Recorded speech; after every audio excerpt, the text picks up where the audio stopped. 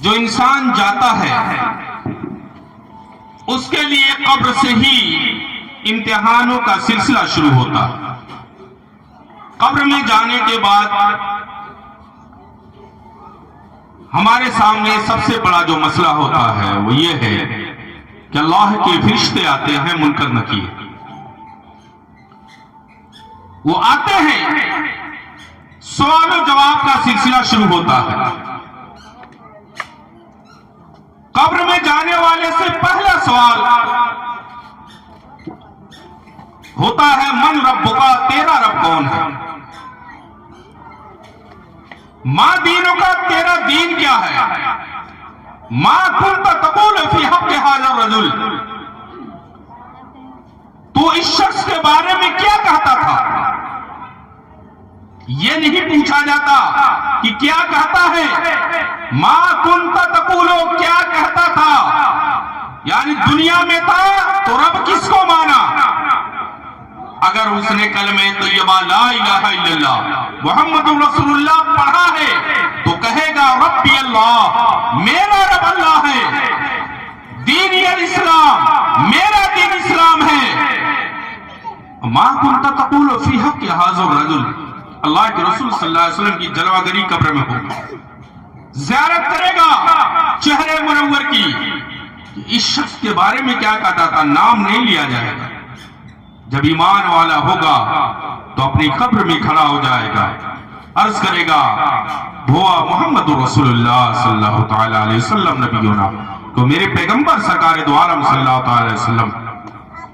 اب جب ایسا انسان اپنے امتحان میں پاس ہوگا تو اللہ عز و جل فرمائے گا اے میرے فرشتوں، میرے اس بندے سے، میرے اس بندی سے کہہ دو نم کا نوبت العروس کہ سو جا ایسے جیسے دلہن سوتی ہے۔ اس کے لیے اسی قبر کو جنت کے باغوں میں سے باغ بنا دیا جائے، اس کی قبر تا حد نگاہ کشادہ کر دی جائے گی۔ یہ عالم برزخ کا معاملہ ہے، انسانی عقل میں نہیں، لیکن مومن ہے، ایمان بالغیب رکھتا ہے، رسول اللہ کی باتوں پہ یقین رکھتا ہے، اس لیے وہ اسے تسلیم کرتا ہے کہ اللہ کے رسول صلی اللہ علیہ وسلم کی جلوہ گری ہوگی۔ ہم اور آپ دنیا سے جائیں گے، حدیث شریف میں آیا ہے، میرے آقا فرماتے ہیں، مسلم شریف کی حدیث پاک ہے کہ جب انسان دنیا سے چلا جاتا ہے تو کوئی عمل نہیں کر سکتا۔ آپ چاہیں ابھی محفل ختم ہو، وضو کریں، عشاء کی نماز پڑھیں، اللہ عز و جل آپ کو ڈھیر ساری نیکیاں عطا فرمائے۔ آپ کے ذمے سے فرض نماز عشاء کی ادا کرنے کے بعد ثاقب ہو جائے گی، لیکن جو بندہ دنیا سے چلا گیا وہ اگر چاہے تو نماز قائم نہیں پڑھ سکتا، عبادت نہیں کر سکتا، روزہ نہیں کر سکتا، حج نہیں ادا کر سکتا، کسی کی مدد نہیں کرتا، صدقہ خیرات نہیں کر سکتا ہے۔ اللہ کے رسول فرماتے ہیں وہ کچھ نہیں کر سکتا مگر تین کام ایسے ہیں جن کاموں کو اس نے دنیا میں اگر کیا ہے تو اس کا بدلہ اس کے مرنے کے بعد بھی ملے گا۔ صدقۃ جاریہ، صدقہ جاریہ۔ آ جائیے صدقے کے بارے میں۔ آپ سورہ منافقون پڑھیں گے تو اس میں ہے اللہ عز و جل سے یہ انسان کہے گا، جب اس کے گناہوں کو دکھایا جائے گا تو کہے گا اے میرے پروردگار مجھے تو مہلت دے دے، ایک موقع دے دے، میں جاؤں گا دنیا میں اور میں صدقہ کر کے نیک بن جاؤں گا، فاصدقنا، میں صدقہ کر دوں گا، ڈھیر سارے صدقات کروں گا تاکہ میں نیک بن جاؤں، اچھے لوگوں میں میرا شمار ہونے لگے۔ اب صدقے کی بات آئی ہے، آئیے میں آپ کو بتاتا ہوں انسانی زندگی میں کتنی اہمیت کی حامل ہے، کتنی اہم چیز ہے۔ ایک شخص تھا، مصر کا رہنے والا ہے، بہت ہی مالدار، دولت کی کوئی کمی نہیں، مصر میں اپنی بیماری کا علاج کراتا رہا، ٹھیک نہیں ہوا، وہ چلا گیا لندن کسی بہت بڑے ایسے ہاسپٹل میں جہاں ڈاکٹرز بیماریوں پہ ریسرچ کرتے ہیں، جب ریسرچ کرتے ہیں بیماری کو اس کی دوا بھی نہیں ہوتی ہے تو دوا بھی بناتے ہیں، ایسے لیبارٹری میں گیا، وہاں اپنے مرض کا جانچ کروایا، دوائیں تشخیص کی گئی، डॉक्टरों की टीम ने यह बताया कि देखो तुम्हारी जिंदगी बहुत मुख्तसर है, अब तुम 6 महीने से ज्यादा तुम्हारी जिंदगी नहीं है, 6 माह के बाद तुम्हारा दुनिया से जाना तय, इंतकाल कर जाओगे। मायूसी के आलम में वो अपने घर वापस आया, मिस्र आ गया। आने के बाद में उसके दिल के अंदर ये कैफियत पैदा होती रही कि अब तो मैं दुनिया में नहीं रहूंगा। दौलत की कोई कमी नहीं थी उसके पास। एक दिन इत्तेफाक से ऐसा हुआ कि वो अपनी गाड़ी में सवार होकर के गुजर रहा था, एक कसाब की दुकान से गुजर रहा था। देखा रोड के किनारे एक खातून है, निकाब पोश है।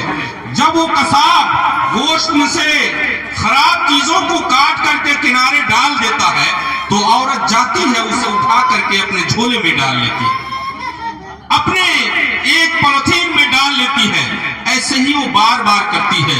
वो शख्स अपनी गाड़ी से उतर करके उस खातून के पास गया, कहा ये तो बता, ये चीज जो खाने लायक नहीं है, कसाब निकाल के फेंक रहा है, तू क्यों जमा कर रही है? कहा सुनो, मेरा शौहर इंतकाल कर चुका है, मेरे छोटे छोटे बच्चे हैं, कई दिन से फाका चल रहा है और उन्हें खाने को कुछ नहीं मिल रहा है, कोई मैसर नहीं है, इसलिए मैंने सोचा है कि बच्चे मेरे भूखे सो जाते हैं, आज मैं इसको ले जाऊंगी और इससे कुछ सालन तैयार करूंगी और अपने बच्चों को खिलाऊंगी। ये दिल के अंदर जब ये आवाज गई उसके कानों से दिल तक टकराई तो उसने कहा कि नहीं नहीं, तुम ऐसा ना करो। उसको कसाब के पास ले जाकर के गया और कहा सुनो, तुम इसे रोजाना जितना गोश्त मांगेगी, अपने यहाँ का सबसे बेहतरीन गोश्त इसे दे दिया करना और पैसे मुझसे लिया करना। ये सिलसिला शुरू हो गया। खाने पीने की बहुत सारी अशिया उसने मार्केट से उस औरत को दिलवा दिया, लेकर के गई। उसके बच्चे यतीम बच्चे खाने पीने लगे। इधर ये शख्स उसकी बीमारी ठीक होने लगी। 6 महीना क्या गुजरा, साल भर गुजर गए, वो जिंदा और सलामत है। वो खुद भी हैरान है। पूछा आलिम दीन से, पूछा कि बताओ ये क्या मामला है? डॉक्टर ने तो ये कहा था कि तुम्हारी जिंदगी 6 महीने है, लेकिन मेरे तो साल पूरे हो चुके हैं। आलिम दीन ने बताया कि ये बताइए, आप क्या सदका तो खैरात करते हैं? क्या किसी गरीब और यतीम की मदद करते हैं?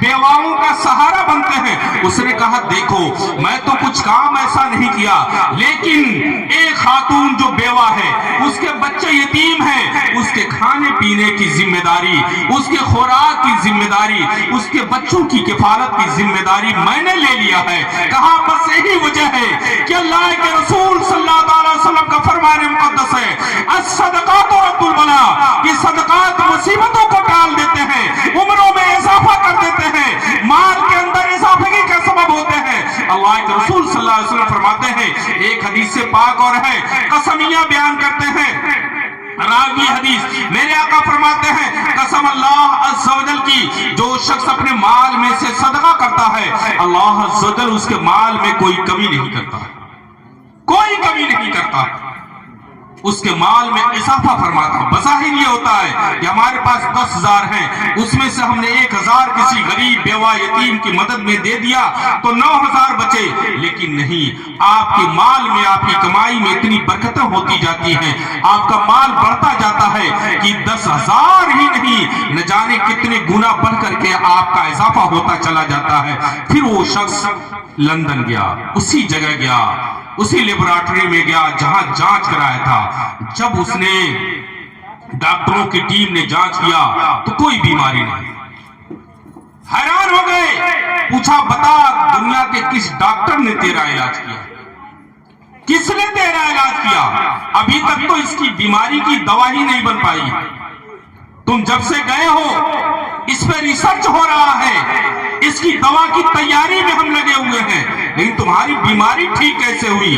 तो उसने कहा कि सुनो, दुनिया की किसी डॉक्टर ने मेरा इलाज नहीं किया है, बल्कि मोहम्मदुर रसूलुल्लाह के फरमाने मुकद्दस अस्सदकातु रद्दुल बला की रोशनी में मैंने एक यतीम घराने की किफालत करना शुरू कर दिया دیا ہے، اللہ نے ان بچوں اور اس بیوہ کی دعاؤں کی وجہ سے میری بیماری کو ختم کر دیا۔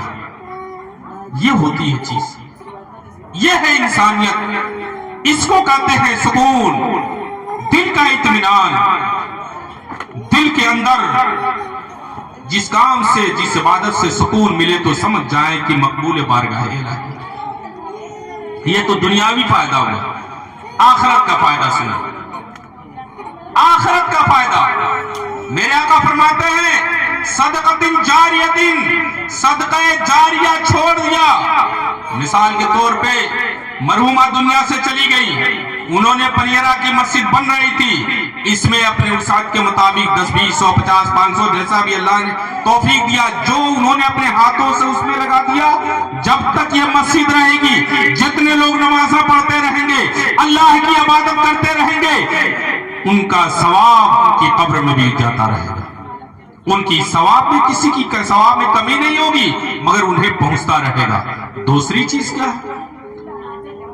اور علم انتفاع بہی، یا ایسا علم اس نے دنیا میں چھوڑا جسے لوگ فائدہ اٹھا رہے ہیں۔ علم دین، یہ بچے ہیں دور دراز کے، آپ کے ہاں آتے ہیں، آپ کے دارالعلوم میں پڑھتے ہیں، حافظ قرآن ہوتے ہیں، عالم دین ہوتے ہیں، حدیث کی کتابیں پڑھتے ہیں، وہ مقرر بنتے ہیں، علماء بنتے ہیں، مسائل شرعیہ بیان کرتے ہیں، خود تلاوت کرتے ہیں، لوگوں کے لیے دعائیں کرتے ہیں، اپنے لیے دعائیں کرتے ہیں، انہیں آپ کھلاتے ہیں، پلاتے ہیں، ان کی تعلیم میں مدد کرتے ہیں۔ یہ جہاں جہاں جائیں گے، جہاں جہاں پڑھیں گے پڑھائیں گے، آپ کو بھی اس کا ثواب ملتا جائے گا، انہیں بھی ملتا جائے گا جو دنیا سے جا چکے۔ ان کے والدین کو تو ملے گا، لیکن جس نے ان کی تعلیم میں مدد کی ہے سب کو ملے گا۔ کل قیامت کے دن جب گناہگاروں کی شفاعت کے لیے انبیاء کرام رسولان اعظام کو اجازت ملے گی، سیدنا محمد رسول اللہ کے صدقۃ فعل میں علماء کو ملے گی، حفاظ کو ملے گی، تو اس وقت ایک ایک انسان یہ دیکھے گا کہ میں نے کس کی کب خدمت کیا تھا، میں نے کس عالم کو جس کو شفاعت کرنے کا پروانہ ملا ہے، ان کو میں نے کب وضو کے لیے پانی دیا تھا، کب انہیں ایک گلاس پانی پلایا تھا، کب میں نے ان کی مجلس میں بیٹھ کر کے مسائل شریعت سیکھا تھا، کب میں نے ان کی تعظیم و توقیر کیا تھا۔ وہ جا کے عرض کرے گا حضور والا میں بھی آپ کی خدمت میں رہا کرتا تھا، میں بھی رہا کرتا تھا۔ اللہ صدر حکم دے گا اس عالم کو اس کی بھی شفاعت کر دے، اس کے بھی لیے تو میرے بارگاہ میں سفارش کر دے۔ یہ علم ہے جس کا نفع انسان کو مرنے کے بعد تو ملے گا۔ تیسری چیز آئیے، بڑی اہم ہے، اگر زندگی میں مہلت دیا ہے تو اس کام کو کر جائیں۔ آؤ ولد صالح یدعو لہ، اے دنیا میں بسنے والے انسان، تو نے اپنی دنیاوی زندگی میں اپنے بیٹے اور بیٹیوں کو نیک بنایا جو مرنے کے بعد تیرے لیے دعائیں کرتی ہیں۔ نیک اولاد مرنے کے بعد اپنے والدین کے لیے دعائیں کرتی ہے۔ اللہ عز و جل اس والد کو، اس والدہ کو جہنم کے عذاب سے، اس کے گناہوں کی وجہ سے جو اسے عذاب ہوتا ہے، اللہ عز و جل اس عذاب کو دور فرما دیتا ہے۔ ایک شخص بنی اسرائیل سے تعلق رکھتا تھا، اس نے دنیا سے جانے کے وقت اس کی بیوی امید سے تھی، حمل سے تھی، اپنی بیوی کو بلایا، کہا دیکھو اب تو میں دنیا سے جا رہا ہوں، موت کا قانون حق ہے، مجھے فالو کرنا، میں جا رہا ہوں، ایک کام کرنا، تیرے پیٹ میں جو بچہ ہے جب دنیا میں آ جائے تو اسے تو اللہ کا نام لینا سکھانا، اسے رحمان کہنا سکھانا، رحیم کہنا سکھانا۔ وصیت کیا اور دنیا سے چلا گیا۔ جب بچہ بولنے کے قابل ہو گیا تو اس کی بیوی اس زمانے کے عالم دین کے پاس لے گئی اور رسم بسم اللہ خوانی کرائی۔ اس زمانے کے پیغمبر حضرت موسیٰ علیہ السلام کا گزر ہو رہا تھا قبرستان سے، دیکھا کہ ایک شخص ہے اس کی قبر میں عذاب ہو رہا، آپ گئے، پھر ادھر سے لوٹ کر کے آئے، دیکھا عذاب ختم ہو چکا، अल्लाह की बारगाह में अर्ज किया कि मेरे मौला, अभी तो उसकी कब्र में अजाब हो रहा था, अब कैसे उसका अजाब बंद हो गया?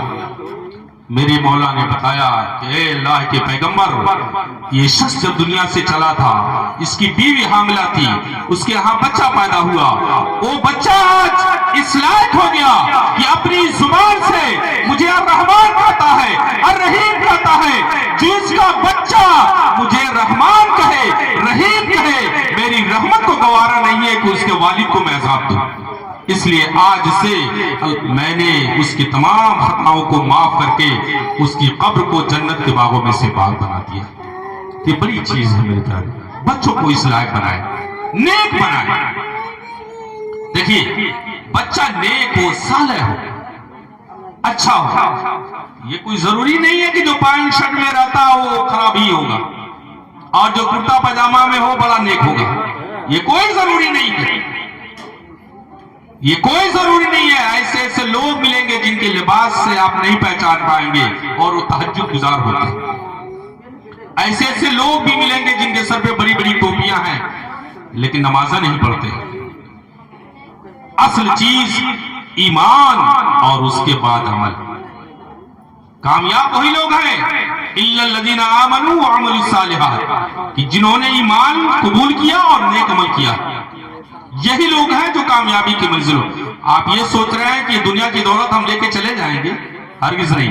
एक शख्स था, बड़ा अमीरो कबीर था, मरने से पहले एक लिफाफा अपने बच्चों को थमा दिया, कहा मेरे मरने के बाद में इसको खोलना, जब कोई दुश्वारी आए पेश आए तो उसे खोल लेना।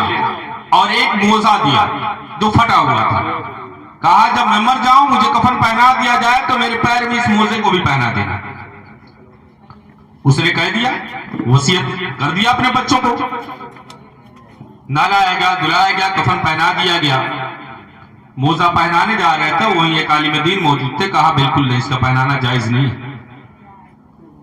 इसलिए हमारी शरीयत कहती है कि अमीर हो या कबीर हो, गरीब हो फकीर हो, सबको सादे कपड़े का कफन दिया जाएगा। इसमें कोई तब्दीली नहीं है।